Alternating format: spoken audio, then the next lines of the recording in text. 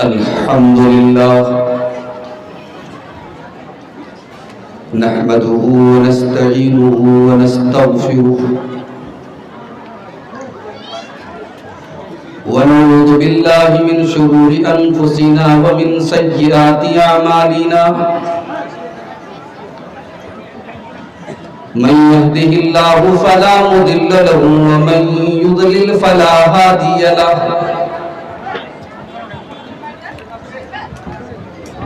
وأشهد أن لا إله إلا الله وحده لا شريك له وأشهد أن محمدا عبده ورسوله يا أيها الذين آمنوا اتقوا الله حق تقاته ولا تموتن إلا وأنتم مسلمون يا أيها الناس اتقوا ربكم الذي خلقكم من نفس واحدة وخلق منها زوجها وبث منهما رجالا كثيرا ونساء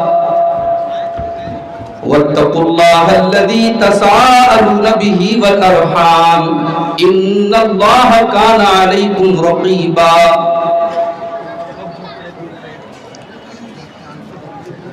يا أيها الذين آمنوا اتقوا الله وقولوا قولا سديدا يصلح لكم أعمالكم ويغفر لكم ذنوبكم ومن يطع الله ورسوله فقد فاز فوزا عظيما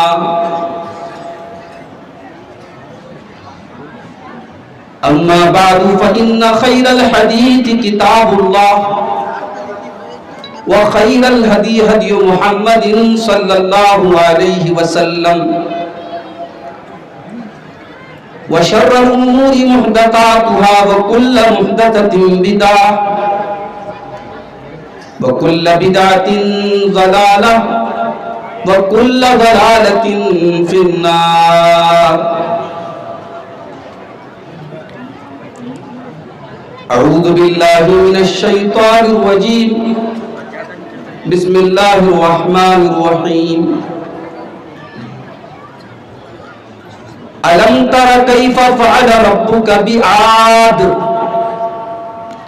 إرم ذات العماد التي لم يخلق مثلها في البلاد وثمود الذين جابوا الصخر بالواد وفرعون ذي الأوتاد الذين طغوا في البلاد فأكثروا فيها الفساد فصب عليهم ربك صوت عذاب إن ربك لبالمرصاد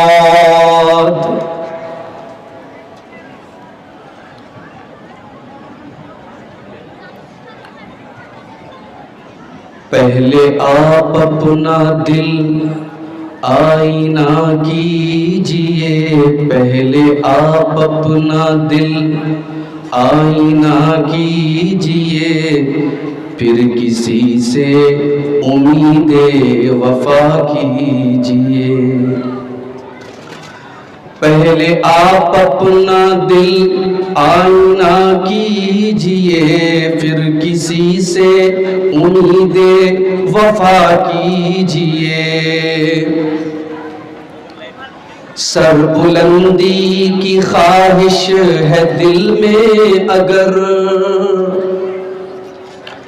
سر بلندی کی خواہش ہے دل میں اگر سر بلندی کی خواہش ہے دل میں اگر سر اٹھا کر نہ اتنا چلا کیجئے سر اٹھا کر نہ اتنا چلا کیجئے مسئلے خود بخود حل ہو ہی جائیں گے مسئلے خود بخود ہی حل ہو جائیں گے مسئلے خود بخود ہی حل ہو جائیں گے اپنی اپنی حدوں میں رہا کیجئے اپنی اپنی حدوں میں رہا کیجئے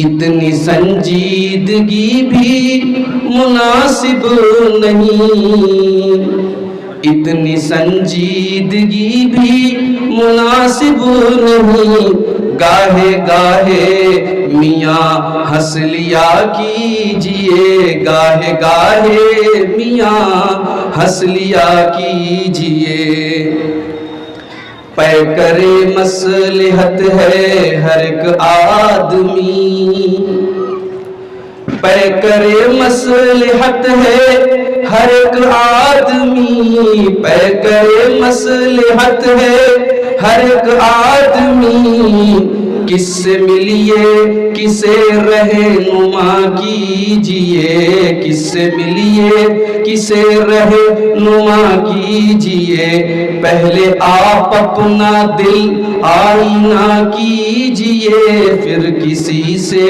امید وفا کیجئے۔ صدر محترم،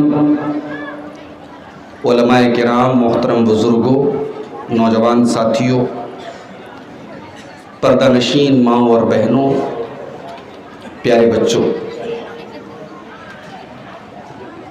ہرن پور پاکڑ کا یہ پروگرام بڑے اچھے طریقے سے، بڑے سکون سے چل رہا ہے، اور مجھے اس پروگرام کی آخری کڑی کے طور پر آپ کے سامنے حاضر کیا گیا ہے۔ میں نے آپ کے سامنے خطبہ مسنونہ کے بعد قرآن مجید کے 30ویں پارے کی کچھ آیتیں پڑھی ہیں سورۃ الفجر کی۔ ان آیتوں میں اللہ تعالیٰ نے دنیا کی کچھ ایسی قوموں کا ذکر کیا ہے جن کے اوپر اللہ کا عذاب آیا تھا۔ اللہ نے ان قوموں کی طاقت کا ذکر کیا ہے کہ وہ کتنی پاورفل تھی، کتنی طاقتور تھی، لیکن طاقتور ہونے کے باوجود جب ان قوموں نے اللہ تبارک و تعالیٰ کے احکام کی نافرمانی کی، اس کی شریعت کی نافرمانی کی، تو اللہ کے عذاب کا کوڑا برسا ان کے اوپر، اور دردناک عذاب ان قوموں کے اوپر آیا۔ آئیے ان آیتوں کا ترجمہ پہلے ہم دیکھ لیتے ہیں، پھر بات کو آگے بڑھاتے ہیں۔ قرآن کا 30واں پارہ، سورۃ الفجر کی آیات ہے۔ ہو سکتا ہے کہ آپ میں سے بہت سارے لوگوں کو یاد بھی ہوں یہ آیت۔ الم تر کیف فعل ربک بعاد، اے نبی کیا آپ نے اس قوم کو دیکھا جس قوم کو قوم عاد کہا جاتا ہے، کہ اللہ تعالیٰ نے اس قوم کے ساتھ کیا سلوک کیا۔ ارم ذات العماد، یہ جو قوم عاد تھی یہ بہت بڑے بڑے کھمبے والے مکان بناتی تھی، پہاڑوں کو کاٹ کاٹ کر کے مکان بناتی تھی۔ وَثَمُودَ الَّذِينَ جَابُوا الصَّخْرَ بِالْوَادِ، اور اے نبی کیا آپ نے دیکھا کہ قوم سمود کے ساتھ اللہ تعالیٰ نے کیا کیا، جو چٹانوں کو کاٹ کاٹ کر کے اپنے مکان بناتی تھی۔ یہ دو قومیں بڑی طاقتور تھی، قوم عاد اور قوم سمود۔ قوم عاد کی طرف اللہ تعالیٰ نے حضرت ہود علیہ السلام کو نبی بنا کر کے بھیجا، قوم سمود کی طرف حضرت صالح علیہ السلام کو نبی بنا کر کے بھیجا۔ اور یہ دونوں قومیں اتنی طاقتور تھیں کہ ان کو ناز تھا کہ ہم سے زیادہ طاقتور کوئی نہیں ہے۔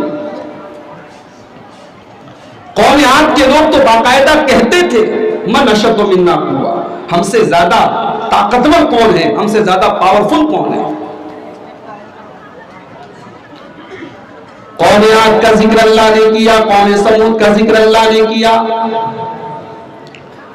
اس کے بعد اللہ فرماتا ہے وَفِرْعَوْنَ ذِي الْأَوْتَادِ، اور اے نبی آپ کی رب نے فرعون کے ساتھ کیا سلوک کیا جو ذی الاوتاد تھا، جو بے قصور لوگوں کے ہاتھوں اور پیروں میں کیل ٹھکوا کر کے ان کو پھانسی پہ چڑھا دیتا تھا، جو لوگوں کے اوپر بڑا ظلم اور اتیاچار کرتا تھا، جو بہت بڑا ظالم تھا، بہت بڑا ظالم.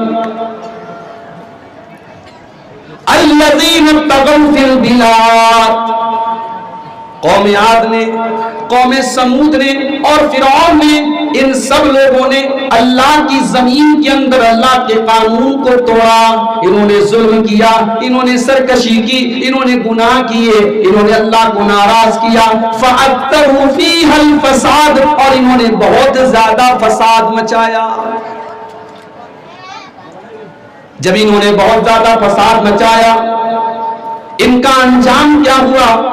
فرمایا فَصَبَّ عَلَيْهِمْ رَبُّكَ صَوْتَ عَذَابٍ،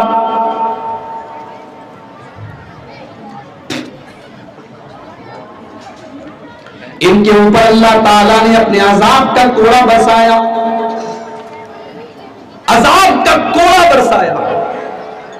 اللہ نے یہ نہیں کہا ہم نے عذاب بھیجا، عذاب کا کوڑا برسایا اللہ نے. کیسے عذاب کا کوڑا برسایا اللہ نے؟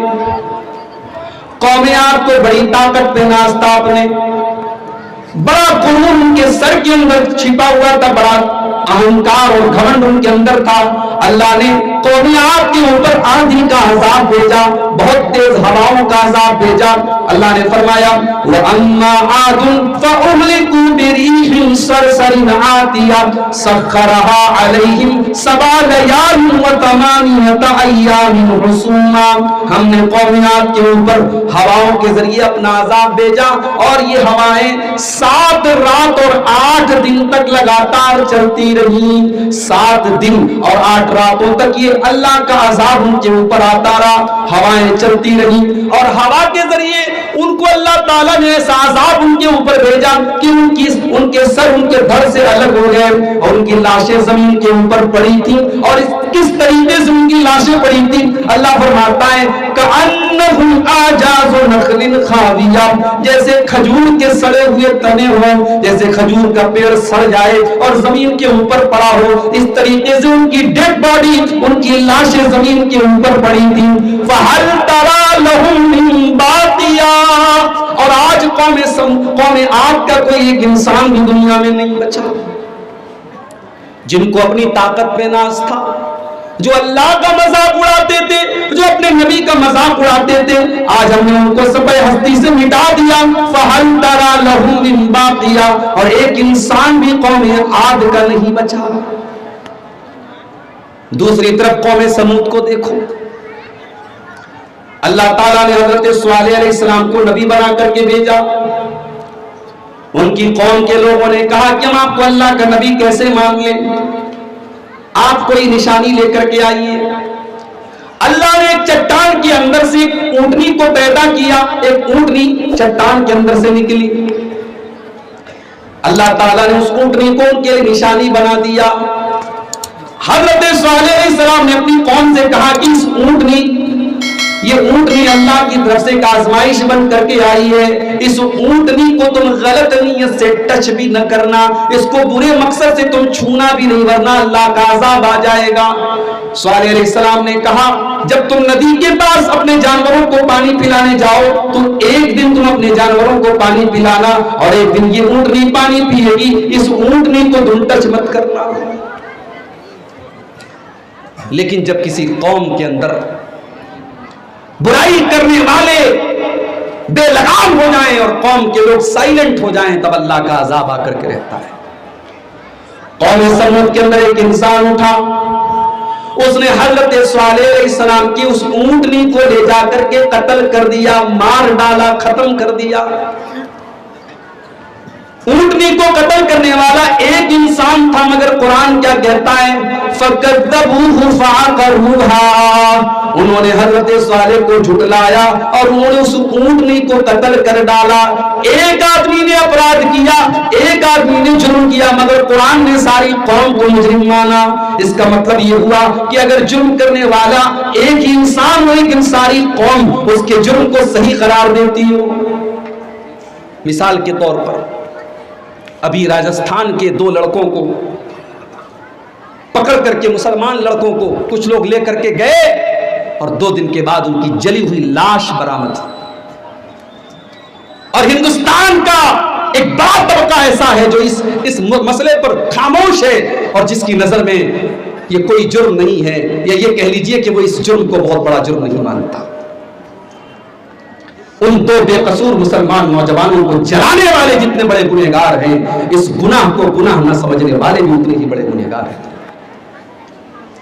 فَكَذَّبُوهُ فَعَقَرُوهَا، صالح علیہ السلام کی قوم کے ایک آدمی نے اونٹنی کو قتل کیا تھا، مگر قرآن کہتا ہے ساری قوم کے لوگوں نے اونٹنی کو قتل کیا۔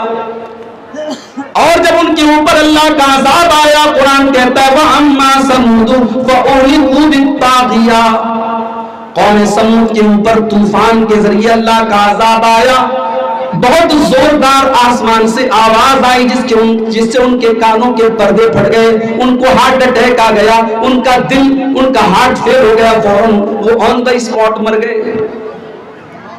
قوم عاد کا یہ انجام ہوا، قوم سمود کا یہ انجام ہوا۔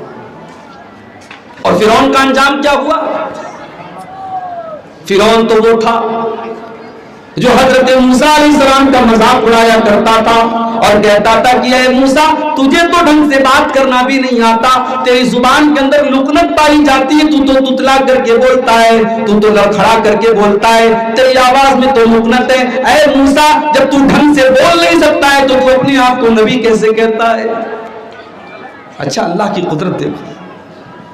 موسیٰ علیہ السلام کے بارے میں علماء نے لکھا ہے کہ بچپن میں ان کے ساتھ کوئی ایکسیڈنٹ ہو گیا تھا، کوئی حادثہ ہو گیا تھا اور ان کی زبان جل گئی تھی، اس لیے جب وہ بولتے تھے تو فلوئنسی نہیں تھی، ان کی آواز لڑکھڑا جاتی تھی، ان کی بولی بیچ میں رک جاتی تھی۔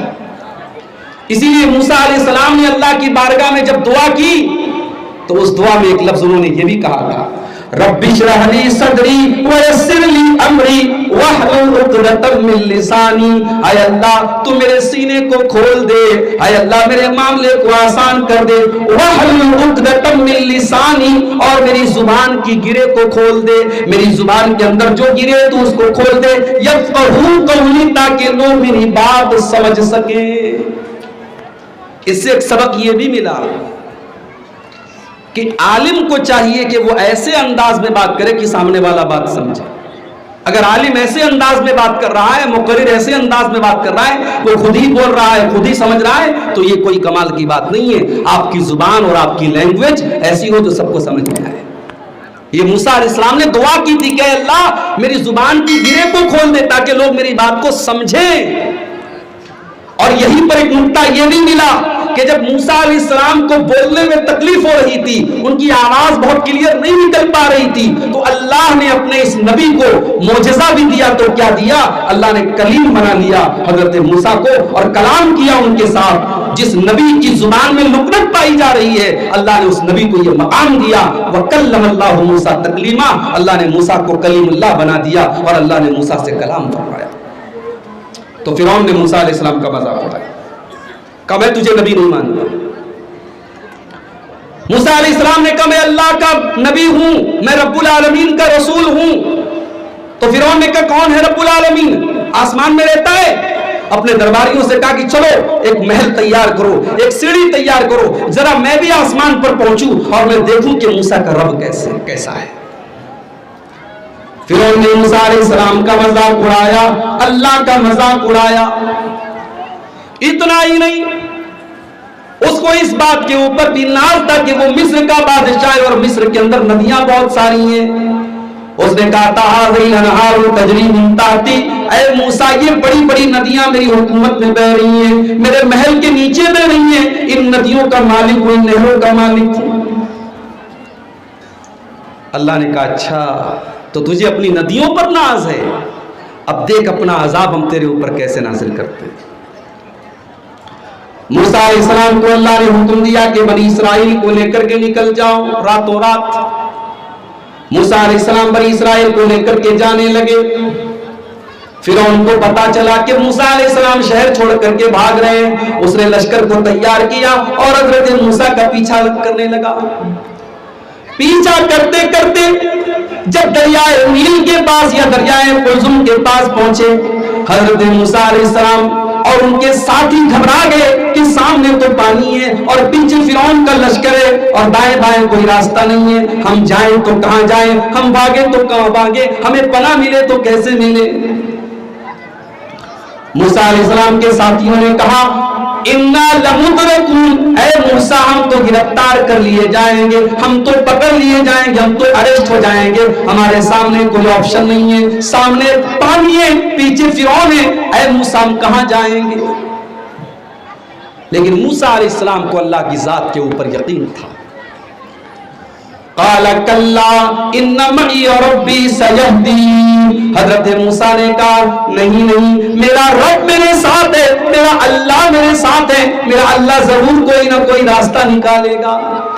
او لوگوں، آج ہندوستان کے حالات دیکھ کر کے اور خبروں کو دیکھ کر کے آپ کے دماغ میں بھی بہت سارے خیالات آتے ہوں گے، آپ کو بھی لگتا ہوگا پتہ نہیں آنے والے سالوں میں کیا ہوگا، پتہ نہیں آنے والے وقت میں کیا ہوگا۔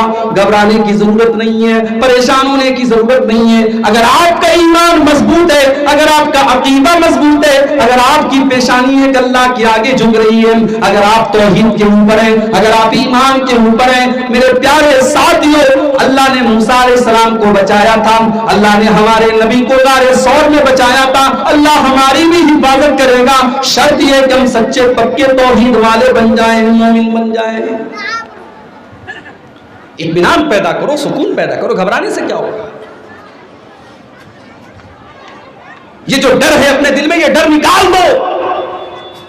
ڈرنا ہے تو اللہ سے ڈرو، وہ ذات ہے جس سے ڈرا جائے، وہ ذات ہے جس سے امید لگائی جائے۔ اگر آپ کا توکل مضبوط ہے، آپ کا ایمان مضبوط ہے، دنیا کی کوئی طاقت آپ کا کچھ نہیں بگاڑ سکتی۔ موسیٰ علیہ السلام نے بڑے اطمینان سے کہا کہ میرا رب میرے ساتھ ہے، وہ مجھے بے سہارا نہیں چھوڑے گا۔ اللہ نے فرمایا اے موسیٰ اپنی لاٹھی کو ذرا پانی کے اوپر مارو۔ موسیٰ علیہ السلام نے پانی کے اوپر اپنی لاٹھی کو مارا۔ لاٹھی تو لاٹھی ہوتی ہے، اللہ نے اس لاٹھی کے اندر یہ کمال پیدا کر دیا، اس لاٹھی کو جیسے ہی موسیٰ علیہ السلام نے پانی کے اوپر مارا، فَانْفَلَقَ فَكَانَ كُلُّ فِرْقٍ كَالطَّوْدِ الْعَظِيمِ، پانی دو ٹکڑے ہو گیا اور بیچ میں راستہ بن گیا، دریا کے بیچ میں راستہ بن گیا۔ اس کو کہتے میریکل، اس کو کہتے معجزہ۔ اللہ کے حکم سے پانی کے بیچ میں راستہ بن گیا۔ موسیٰ علیہ السلام اور ان کے ساتھی پانی کے راستے کو طے کر کے پانی کو پار کر گئے، دریا کو پار کر گئے۔ فرعون نے دیکھا کہ پانی کے بیچ میں راستہ بن گیا ہے، فرعون بھی اپنے لشکر کو لے کر کے پانی کے اندر چلا گیا، اس راستے کے اندر چلا گیا۔ جب موسیٰ علیہ السلام اس پار چلے گئے اور بنی اسرائیل اس پار چلے گئے، اللہ نے پانی کے دونوں پٹوں کو ملا دیا، پانی کے دونوں ٹکڑوں کو ملا دیا، پانی کے دونوں سروں کو ملا دیا، اور فرعون اور اس کے سارے ساتھی ڈوب گئے۔ اور جب فرعون ڈوبنے لگا تب اسے یاد آیا کہ موسیٰ صحیح تھے اور میں غلط تھا۔ اس نے کہا آمنت بالذی آمنت بہ بنو اسرائیل، میں اس اللہ کے اوپر ایمان لا رہا ہوں جس کے اوپر بنی اسرائیل ایمان رکھتے ہیں۔ میں موسیٰ کے رب کے اوپر ایمان لاتا ہوں، میں ہارون کے رب کے اوپر ایمان لاتا ہوں۔ اللہ نے فرمایا الآن لقد عصیت من قبل، اے فرعون تو ساری زندگی تو اللہ کا انکار کرتا رہا، موسیٰ علیہ السلام کا انکار کرتا رہا، اور آج جب تیرے مرنے کا ٹائم آیا، جب موت تیری آنکھوں کے سامنے آ گئی تو ایمان لانے کی بات کر رہا ہے۔ آج تیرا ایمان معتبر نہیں ہے۔ عذاب کو دیکھنے کے بعد اگر کوئی ایمان لاتا ہے، اس ایمان کی اللہ کے ہاں کوئی ویلیو نہیں۔ اسی لیے جب قیامت کے دن سورج پورب کے بجائے پچھم سے نکلے گا تو قرآن کہتا ہے لا ينفع نفسا ایمانها، جب قیامت کے دن سورج پچھم سے نکلے گا اس دن اگر کوئی ایمان لائے گا اس کا ایمان اس کے کوئی کام نہیں آئے گا۔ عذاب کو دیکھنے کے بعد اب ایمان کا کوئی مطلب نہیں ہے، اب وہ ایمان اللہ تعالیٰ کیا اس کا کوئی اعتبار نہیں۔ فرعون ڈوبنے لگا، اس نے ایمان کی بات کہی، اللہ نے کہا تیرا ایمان نہیں مانا جائے گا۔ پھر اللہ نے فرمایا فَالْيَوْمَ نُنَجِّيكَ بِبَدَنِكَ لِتَكُونَ لِمَنْ خَلْفَكَ آیَةً، اے فرعون آج تو مر رہا ہے، آج تو تیری موت آ رہی ہے، اے فرعون تیرے مرنے کے بعد ہم تیری ڈیڈ باڈی کو بچا کر کے رکھیں گے، تیرے شریر کو بچا کر کے رکھیں گے، تاکہ آنے والی نسلیں دیکھیں کہ یہ وہ ظالم تھا جو اللہ کا مذاق اڑایا کرتا تھا، یہ وہ ظالم تھا جو چھوٹے چھوٹے بچوں کو قتل کرا دیا کرتا تھا، یہ وہ ظالم تھا جو عورتوں کو بندی اور غلام بنا لیتا تھا، یہ وہ ظالم تھا جس نے موسیٰ علیہ السلام کے اوپر ظلم کیا تھا اور بنی اسرائیل کے اوپر ظلم کیا تھا۔ اللہ نے فرعون کو موت کے گھاٹ اتار دیا، لیکن فرعون کی ڈیڈ باڈی کو بچا لیا۔ اس کو اپنی ندیوں پر ناز تھا، اللہ نے اسی ندی میں ڈبا ڈبا کر کے مارا۔ اللہ فرماتا ہے دیکھو قوم عاد کا انجام کیا ہوا، قوم سمود کا انجام کیا ہوا، اور فرعون کا انجام کیا ہوا۔ فَصَبَّ عَلَيْهِمْ رَبُّكَ صَوْتَ عَذَابٍ، اللہ نے ان کے اوپر اپنے عذاب کا کوڑا برسایا۔ ان ربک لبالمرصاد، او لوگو تمہارا پروردگار نظر رکھے ہوئے ہے، تمہارا پروردگار نظر رکھے ہوئے، تم نے اگر وہی کام کیا جو قوم عاد نے کیا تھا، جو قوم سمود نے کیا تھا، جو فرعون نے کیا تھا، تو تمہارا بھی انجام بہت برا ہونے والا ہے۔